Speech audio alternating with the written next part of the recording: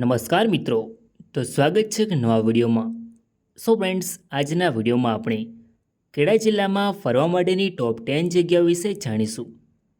વિડીયોમાં છેલ્લે સુધી બન્યા રહો. તો ચાલો વિડીયોને શરૂ કરીએ. નંબર 10, સિદ્ધિ વિનાયક મંદિર. સિદ્ધિ વિનાયક મંદિર જે ખેડા જિલ્લામાં આવેલું એક પ્રસિદ્ધ હિન્દુ મંદિર છે. આ મંદિર ભગવાન ગણેશજીને સમર્પિત છે. આ મંદિર ખેડા જિલ્લાના મહેમદાવાદ તાલુકામાં આવેલું છે. આ મંદિરનો ઇતિહાસ ઘણો જૂનો છે, જેને ગુજરાતના મહત્ત્વના ગણેશ મંદિરોમાંથી એક ગણવામાં આવે છે. અહીંયા મોટી સંખ્યામાં ભક્તો આવે છે. નંબર 9, રોજારોજી મકબરો. રોજારોજી મકબરો જે ખેડા જિલ્લામાં આવેલું એક ઐતિહાસિક સ્થળ છે, જે ખેડા શહેરથી 8 કિલોમીટર દૂર વટવા ગામ પાસે આવેલું છે. આ મકબરો 16મી સદીના અંતમાં બાંધવામાં આવ્યો હતો. તમે અહીંયા ફોટોગ્રાફી અને ઐતિહાસિક ઇમારતને જોવા જઈ શકો છો. Number 8, Khakhariya one. મિત્રો, ખાખરિયા વન જે ખેડા જિલ્લામાં આવેલું એક ઐતિહાસિક અને ધાર્મિક સ્થળ છે, જ્યાં ભાતીજી મહારાજ ગાયોને બચાવવા યુદ્ધ લડ્યા હતા અને વીરગતિ પામ્યા હતા. અહીંયા પર તેમનું મંદિર આવેલું છે, જ્યાં તમે દર્શન કરી શકો છો. અહીંયા મોટી સંખ્યામાં દર્શનાર્થીઓ દર્શન કરવા માટે આવે છે. નંબર 7, વસો ગામ.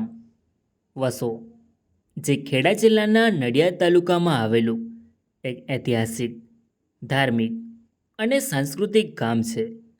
અહીંયા 11મીથી 12મી સદીની વાવો, મંદિરો અને ઇમારતો જોવા મળે છે, વગેરે જેવા અનેક ઐતિહાસિક સ્થળો આવેલા છે. અહીંયા ઇતિહાસ પ્રેમીઓ અને ફોટોગ્રાફરો માટે આદર્શ સ્થળ છે. તમે અહીંયા ફરવા માટે જઈ શકો છો. નંબર 6, ભાતીજી મહારાજ મંદિર ફાગવેલ. ભાતીજી મહારાજ મંદિર ફાગવેલ જે ખેડા જિલ્લાના મુખ્ય પ્રવાસન સ્થળોમાંથી એક છે. અહીંયા ભાતીજી મહારાજનું મંદિર આવેલું છે. મંદિર પરિસરમાં ભાતીજી મહારાજની સુંદર મૂર્તિ સ્થાપિત છે. અહીંયા પર રહેવાની, જમવાની અને પાર્કિંગની સુવિધા ઉપલબ્ધ છે. તમે અહીંયા દર્શન કરવા માટે જઈ શકો છો. નંબર 5, સંતરામ મંદિર નડિયાદ. સંતરામ મંદિર જે ખેડા જિલ્લાના નડિયાદ શહેરમાં આવેલું એક પ્રસિદ્ધ આધ્યાત્મિક કેન્દ્ર છે. આ મંદિર સંતરામ મહારાજને સમર્પિત છે, જેઓ મહાન સંત અને વૈષ્ણવ આચાર્ય હતા. અહીંયા પર તેમનું ભવ્ય મંદિર આવેલું છે, જ્યાં હજારોની સંખ્યામાં શ્રદ્ધાળુઓ દર્શન કરવા માટે આવે છે. નંબર 4, વડતાલ સ્વામિનારાયણ મંદિર. વડતાલ સ્વામિનારાયણ મંદિર જે ખેડા જિલ્લાના વડતાલ ગામે આવેલું એક પ્રસિદ્ધ શિખરબદ્ધ મંદિર છે. આ મંદિર સ્વામિનારાયણ સંપ્રદાયનું મુખ્ય કેન્દ્ર અને દક્ષિણ દ્વાર છે. આ મંદિરનું નિર્માણ સ્વામી સહજાનંદના આદેશથી ઈસવીસન 1824માં પૂર્ણ થયું હતું. આ મંદિર BAPS અને વડતાલ ગાદી બંનેનું મહત્ત્વનું કેન્દ્ર છે. અહીંયા પર હજારોની સંખ્યામાં પ્રવાસીઓ આવે છે. તમે અહીંયા ફરવા માટે જઈ શકો છો. નંબર 3, ગળતેશ્વર મહાદેવ મંદિર. ગળતેશ્વર મહાદેવ મંદિર જે ખેડા જિલ્લાના થાસરા તાલુકામાં આવેલા ગળતેશ્વર ગામે સ્થિત છે. આ મંદિર મહીસાગર નદીના કાંઠે વસેલું છે અને ભગવાન શિવના સ્વયંભૂ લિંગ સ્વરૂપે પ્રખ્યાત છે. આ મંદિરનું મુખ્ય સ્થાપત્ય 11મી સદીના સોલંકી યુગનું છે. આ મંદિર નદી કિનારે હોવાથી અહીંનું વાતાવરણ શાંત અને આધ્યાત્મિક છે. નંબર 2, લસુંદરા ગરમ પાણીના કુંડ. ગરમ પાણીના કુંડ જે ખેડા જિલ્લાના કઠલાલ તાલુકામાં આવેલા લસુંદરા ગામે સ્થિત છે.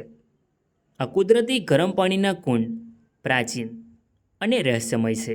મિત્રો, આ કુંડની નજીક રામદેવ મંદિર અને મહાદેવ મંદિર પણ છે. આ સ્થળ કુદરતી સૌંદર્ય અને આધ્યાત્મિકતાનું અનોખું મિશ્રણ છે. તમે અહીંયા ફરવા માટે જઈ શકો છો. નંબર 1, રણછોડરાય મંદિર ડાકોર. રણછોડરાય મંદિર જે ખેડા જિલ્લાના ડાકોર શહેરમાં સ્થિત પ્રસિદ્ધ ભગવાન શ્રી રણછોડરાયનું મંદિર છે. આ મંદિર ગોમતી તળાવના કિનારે મુખ્ય બજારમાં આવેલું છે. જેનું નિર્માણ 1770માં થયું હતું. આ મંદિરમાં ભગવાન રણછોડરાયની સુંદર મૂર્તિના દર્શન કરવા લાખોની સંખ્યામાં શ્રદ્ધાળુઓ આવે છે. તમે અહીંયા ફરવા માટે જઈ શકો છો. તો મિત્રો, આ હતી ખેડા જિલ્લામાં ફરવા માટેની ટોપ 10 જગ્યાઓ. આઈ હોપ કે તમને આ વિડીયો ગમ્યો હશે. સો વિડીયોને લાઇક કરીને કમેન્ટમાં તમારી મનપસંદ જગ્યાનું નામ જરૂર લખો.